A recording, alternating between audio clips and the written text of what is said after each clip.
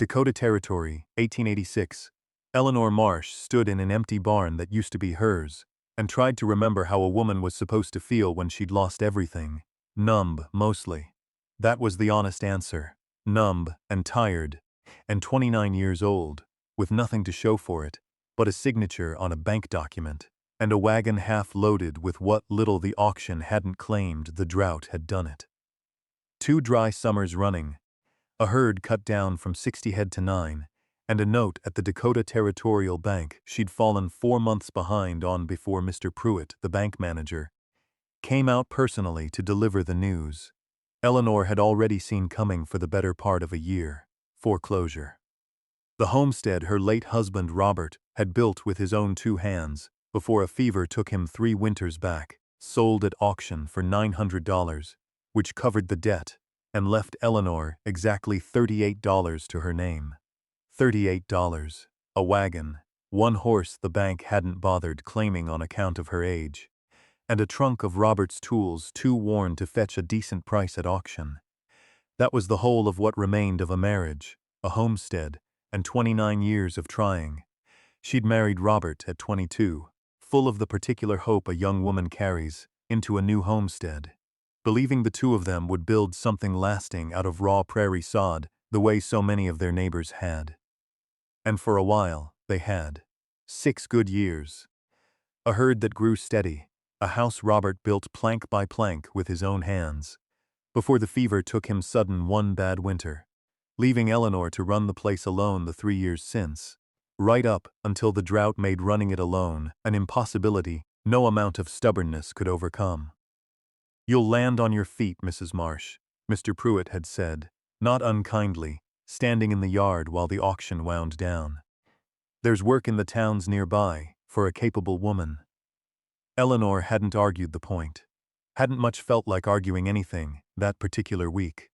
She drove the wagon into the small town of Millbrook that same evening, not because she had business there, but because a woman needed somewhere to make camp, and the livery stable there would let her bed the horse for a dime a night while she figured out what came next. She had no notion, driving that wagon down the town's single dusty street, that what came next would arrive the following morning in the form of a man standing outside a blacksmith forge, sleeves rolled, telling her plainly that her horse looked half-starved and asking why she hadn't said so. His name was Caleb Hawthorne, and he'd run the Millbrook forge alone since his own father passed some years back, a steady, unhurried man of 33 who'd never married, mostly on account of never finding a reason compelling enough to interrupt the quiet, orderly life he'd built for himself. He was standing outside his shop that first morning, sorting scrap iron, when he caught sight of Eleanor's horse tied at the livery post across the street, ribs showing plain beneath its coat. "That animal needs feeding before it needs anything else you're planning today," he called across the street, not unkind, just direct. "Working on it," Eleanor said. "Bit short on funds at the moment." How short? $38 short of comfortable. He studied her a long moment, a stranger he'd never seen in Millbrook before, road-worn, a wagon half, loaded with the meager remains of some life she clearly wasn't eager to discuss. "There's a feed sack out back of my shop I bought too much of last month," he said. "You're welcome to half of it. You help me sort this scrap iron by weight. My eyes aren't what they used to be for close work, and my hands are full most days at the forge. Don't need charity, Mr. Hawthorne." Didn't offer charity. Offered a trade. "You've got 2 working hands by the look of you, and I've got scrap iron that's needed sorting for a month now. Seems a fair exchange to me." She sorted his scrap iron that afternoon, careful and methodical, and by the end of it, her hands were black with rust, and her back ached in a way that felt, strangely, better than the ache she'd been carrying around in her chest for the better part of a month. That was the whole first contact. No fireworks, just a half-starved horse, a fair trade plainly offered, and a man who didn't ask a woman her whole sorry story before deciding she was worth helping. The kindnesses started small, same as they generally do. Caleb fed her horse proper that first week, and Eleanor, having nothing better to occupy her days while she searched Millbrook for work, took to showing up at the forge each morning to help with whatever sorting or fetching needed doing, unasked, before he'd even lit the day's fire. "You don't have to do this every morning," he told her. The fourth such morning, watching her stack the last of the scrap iron by weight. "Don't have much else to do with my mornings at present." "That's not an answer to what I asked." "Reckon I like having something useful to do with my hands." A woman goes a little crooked in the head, sitting idle too long, wondering what's to become of her. He didn't argue that. He understood it plain enough himself. Having gone a little crooked in his own head those first years after his father passed, before the forge gave him something steady to hold on to. The second gesture came from Caleb, a week later, though he'd have called it nothing much if pressed. He'd noticed Eleanor was sleeping in her wagon behind the livery, on account of having no better arrangement, and the nights had turned cold enough that he worried after her without saying so directly. "There's a room above my forge," he said one evening, plain as anything. "Empty since my apprentice moved on last spring. You're welcome to it, if it suits you, rather than freezing out there in that wagon. What's it cost?" "Nothing. You've been earning your keep sorting iron every morning as it stands." "I don't take charity, Mr. Hawthorne." "Wasn't offering charity. Offering a room in exchange for you not catching your death of cold in a wagon bed. Call it 50 cents a week, if it eases your conscience." 75, she said. "I insist." "Deal," he said. And neither of them mentioned that 75 cents covered maybe a third of what the room was worth. And both of them let that math sit unspoken between them, the way most honest arrangements between two proud people tend to. The next gesture came about when Eleanor finally found steady work at the Millbrook Mercantile, keeping accounts for old Mr. Ferris 3 afternoons a week. Work well beneath what she'd once managed running an entire homestead, but honest work all the same. Her first wages in hand, she came by the forge not for iron, but to pay Caleb properly for the room she'd been renting for considerably less than it was worth. "That's more than we agreed," he said, counting the coins she'd set on his workbench. "Agreed on 75 cents when I had nothing coming in steady. Got something coming in now. Seems only right to pay what it's actually worth." "I didn't ask for more. Didn't ask you to ask. A woman pays her debts when she's able, Mr. Hawthorne, whether anybody's counting or not." He took the extra coin, mostly because refusing it outright would have insulted a pride she had precious little left of. But that evening he left a small tin of coffee outside her door, unasked, same as she'd left her extra coin unasked, and neither one of them mentioned it the next morning, though both noticed.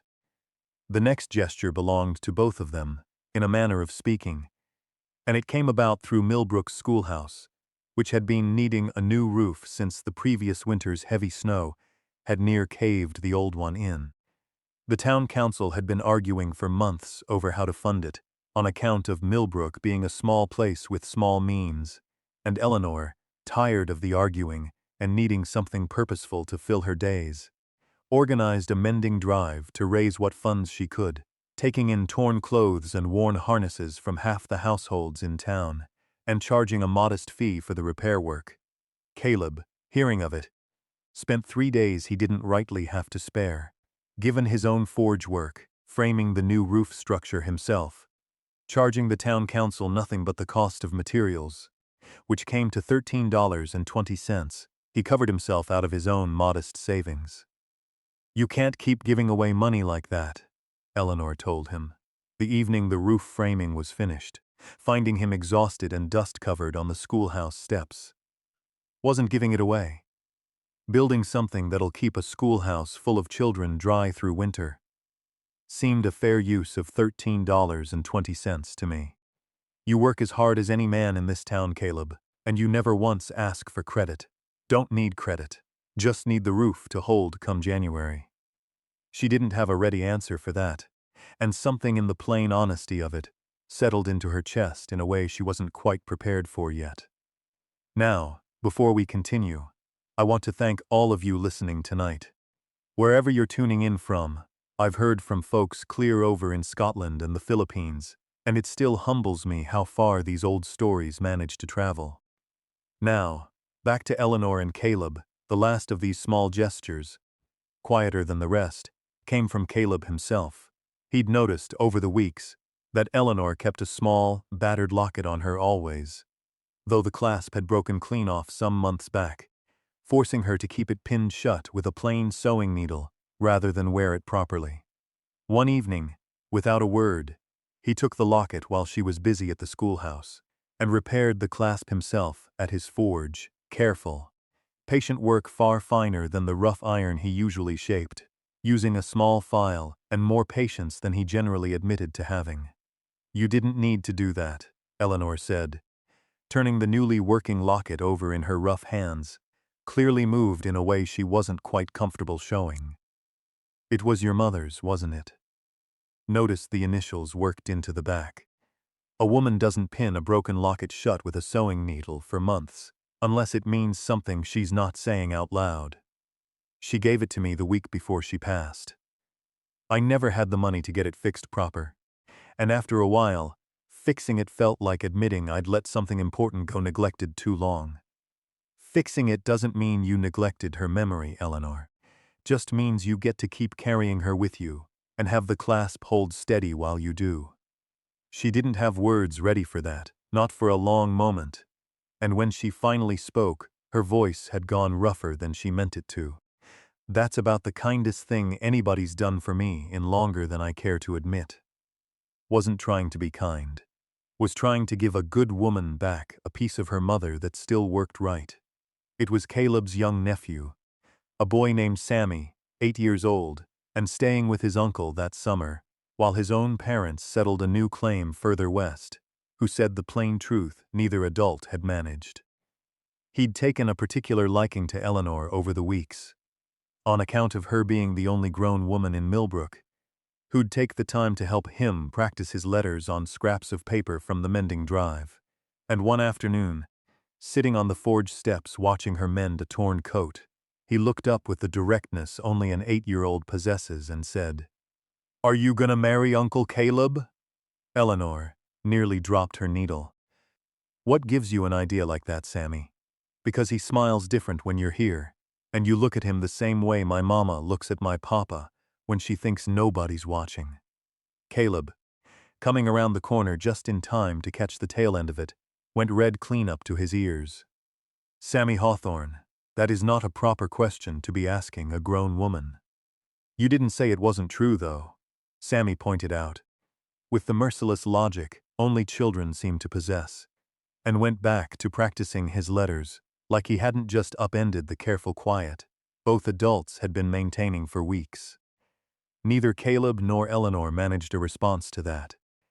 But something had been named out loud that both of them had been dancing around, and neither one of them could quite manage to unhear it.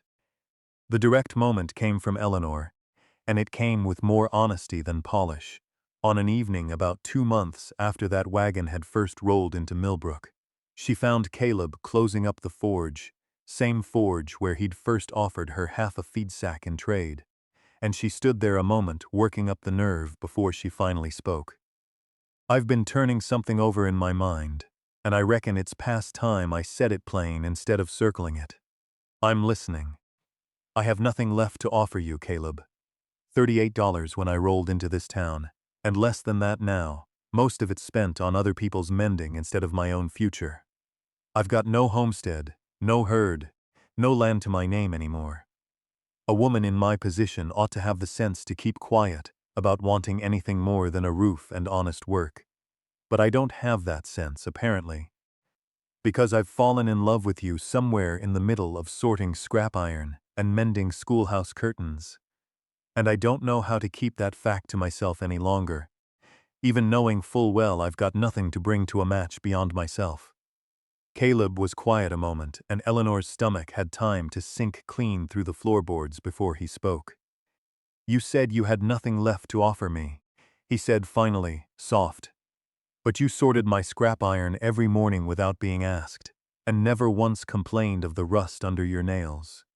You organized a mending drive that put a roof over children who aren't yours, spending time you could have spent searching for steadier work elsewhere. You carried your mother's broken locket for months, rather than let go of her memory. And you let me fix it without once making me feel like I'd overstepped something private. You already gave me everything, Eleanor. Just not in dollars. In the only currency that ever mattered to me. Living alone in this town longer than a man rightly should. That an answer? That's an answer. Yes, Eleanor Marsh.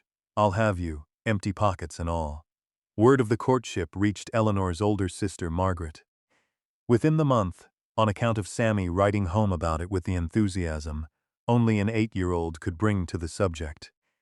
Margaret arrived in Millbrook by stage the following week, a solid, practical woman who'd married well in Bismarck, and she made her concerns known plainly over supper at Caleb's small table. There's a Mr. Wendell Cross in Bismarck, Margaret said. Owns his freight company outright. Does well for himself. Widowed 2 years back, asked after you when you visited last Christmas. I recall Mr. Cross, pleasant enough. I danced with him once. He remembers you fondly. Could offer you real security, Eleanor. A man who owns property, not a blacksmith with a room above his own forge and little else to his name. His name is Caleb, Margaret, and he's sitting right here at this table. I mean no disrespect, Mr. Hawthorne, Margaret said, though the words carried plenty of it regardless. But my sister's already buried one husband too young, and lost a whole homestead besides. I'd see her settled with a man who's got something solid behind him, not starting over from nothing at 29 years old. Eleanor didn't argue the point right away, mostly because there wasn't much comfortable ground to argue from. Margaret wasn't entirely wrong about the plain facts of the situation. Mrs. Whitfield, Caleb said finally, you're right that I've got a modest forge and not much beyond it. I understand exactly why that troubles you, for your sister's sake, given all she's already lost. But I'd ask you consider one thing before you ride back to Bismarck, and put in a word for Mr. Cross. Your sister didn't come to me looking for a man with land or money. She came to me with nothing, same as I've had little enough myself most of my life, and what passed between us wasn't built on what either of us could offer the other in dollars.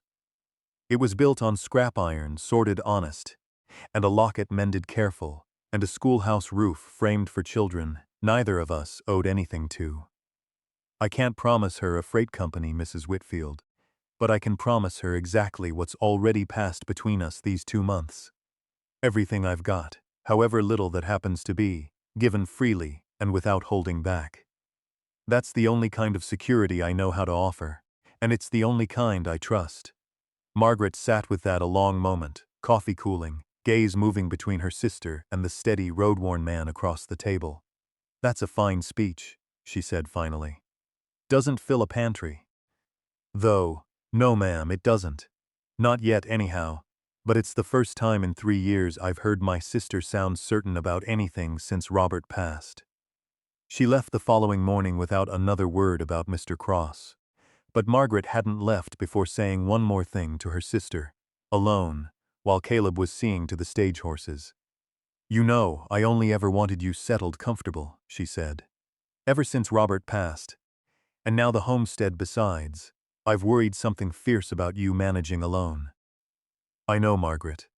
I've never doubted that. That man's got less than nothing to his name. He's got more than Mr. Cross ever could offer, though you won't find it counted in dollars. Mr. Cross remembers one dance at Christmas. Caleb noticed a broken locket clasp I'd been too proud to mention hurt me to look at, and fixed it with his own careful hands, rather than let me carry that small grief a day longer than I needed to. I've watched that man give away nearly everything he had to people who needed it more than he did, and never once ask for credit. That's not nothing, Margaret. That's the finest kind of everything I know how to measure. Margaret was quiet a moment, watching Caleb lead the stage horses out toward the water trough, patient and unhurried even with a stranger's judgment sitting heavy in the yard behind him. Mother would have liked him, she said finally, gruff, and said nothing further on the matter, which from Margaret was as close to a blessing spoken aloud as anybody was like to get. 2 months later, she sent a modest sum as a wedding gift, enough to buy a small parcel of land outside Millbrook, not much, but honest ground a woman and a man could build something on together, which Eleanor understood, without either of them saying so, to be the closest thing to a blessing her sister had left in her to give. I chose this. Eleanor told Caleb that evening, once her sister's stage had rolled out of sight down the road. Wanted you to know it was a real choice, same as you asked me to consider it plain. I looked hard at the easier road my sister laid out, and I picked the harder one anyway, and I'd pick it again every single time. Why? Caleb asked, though he thought he already knew. Because of a roof framed for free, for children that weren't yours to worry over. Because of a broken locket, mended so carefully I nearly cried watching you work at it. Because you never once made me feel small for arriving in this town, with nothing but a half-starved horse and $38. You never gave me one grand gesture in the 2 months I've known you, Caleb Hawthorne. You gave me 100 small honest ones instead, and I'll take that over every freight company in Bismarck, every single time. $38, she said again, half a laugh catching rough in her throat. That's what I had when I rolled into this town. Poorest I've ever been in my whole life, and somehow the richest thing that ever happened to me happened in the very same month. Then it's settled, Caleb said. Same as that locket got settled. Broken a while, and worth fixing properly, and worth every bit of the waiting. They married that September, on the small parcel of land Margaret's gift had purchased, under a lone cottonwood tree that Eleanor had transplanted there herself, from a sapling she'd dug up on the old Marsh homestead, before the bank took final possession. The one thing of Robert's land she'd carried with her the whole way to Millbrook, roots wrapped in wet burlap the entire journey. Sammy stood at the front holding the ring on a small cushion Eleanor herself had stitched, prouder than any 8-year-old had a right to be. Having correctly named the whole matter a full 2 months before either adult managed to say it plain. Eleanor wore a simple cream-colored dress, practical enough to work the mending trade in the following week if called upon, and Caleb wore her mother's mended locket, pinned careful inside his own coat pocket that day. Close to his heart, a detail only Eleanor understood the full weight of. The wedding supper was simple, bread and stew, and a cake Eleanor had baked herself the night before, refusing all offers of help on the grounds that a woman ought to bake her own wedding cake, or else what was the point of celebrating at all? Sammy declared it the finest cake in the whole of Dakota Territory, a judgment nobody present felt inclined to dispute. Eleanor kept the old feed sack Caleb had first offered her in trade, empty and folded now, tucked away in a drawer, and never told him she'd kept it. He found it there years later, and never told her he'd found it either. And that plain scrap of burlap became its own quiet monument to the morning a fair trade had turned, slow and sure, into a whole shared life, 5 years later. The small parcel of land had grown, slow and steady, into a modest homestead. Not the 60 head Eleanor had once helped Robert run, but a herd of 18, a house Caleb had built with his own hands over that first winter, and 2 children, a girl of 3 and a boy not yet 1. The forge still thrived in town, now run alongside Eleanor's mending trade, which had grown steady enough that she'd taken on a young apprentice of her own, teaching the girl patient stitching the same way. Caleb had once taught himself patient iron work from his father. The cottonwood tree Eleanor had transplanted stood taller each year, thick enough now to throw real shade across the yard where their children played most afternoons. One evening that autumn, Caleb found Eleanor sitting beneath that very tree, locket in hand, the clasp still holding steady after 5 years. Still holding? He asked, settling beside her. Best it ever has. Better than when my mother wore it, if I'm honest, on account of you replacing that clasp with something sturdier than the original. Sounds like a story about more than just a locket. Reckon it is, she said, closing the locket and slipping her hand into his instead. A woman loses everything she thought mattered, and finds out the only thing that ever really did was somebody willing to fix what was broken instead of throwing it away.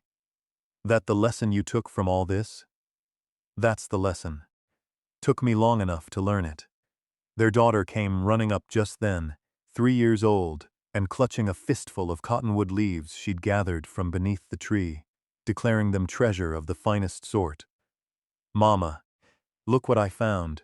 Fine treasure indeed, Eleanor said, taking one leaf and turning it over with the same careful seriousness she gave most things that mattered to her children.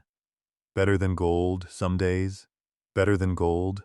The girl repeated, skeptical in the particular way. Small children are skeptical of anything that sounds too good to be plainly true. Gold you can lose in a bad summer, sweetheart. This tree, your papa, this whole life we built out of near nothing. That's the kind of treasure that grows back stronger every year it's tended right. They sat there together beneath the cottonwood a long while, watching their children chase each other through the tree's lengthening shadow. The small homestead settled quiet and steady around them, built from $38 and 2 working hands, and a man who'd looked at a woman with nothing and seen, somehow, everything worth having. Their son toddled over as well, not yet steady on his feet, reaching up for his mother's skirt with the particular insistence of a child who wants attention and means to have it. Eleanor lifted him easy onto her lap, and he settled there content, thumb finding its way to his mouth, watching his older sister continue her hunt for more cottonwood treasure with the solemn interest small children bring to watching anyone older than themselves at work. Sammy still writes every month, Caleb said, watching the children. Says he means to apprentice at the forge proper once he's done with his schooling out west. You'd take him on? Man's got to pass something along eventually. Might as well be to the boy who figured us out before we'd figured ourselves out. Eleanor laughed at that, easy and warm, and the sound carried across the yard, same as it had carried across that schoolhouse steps 5 years back, when a woman with nothing left had first started to believe she might, after all, have something worth offering somebody, given the chance. Now, friends, if you've stayed with me this whole way through, I thank you for it truly. Here's the plain lesson I carry away from Eleanor and Caleb's story. We tend to measure what we have to offer somebody by what's sitting in our pockets, when the truth is the only currency that ever really mattered to the people worth keeping was always something simpler: showing up, being honest, giving freely of whatever we've got left, even when that's not much. Eleanor thought she had nothing left to offer. She was wrong. She had 2 hands, an honest heart, and the will to keep giving even when giving hurt. Turns out that's everything, if you find the right person to give it to. Thank you for spending this time with me tonight. Until next time, keep listening.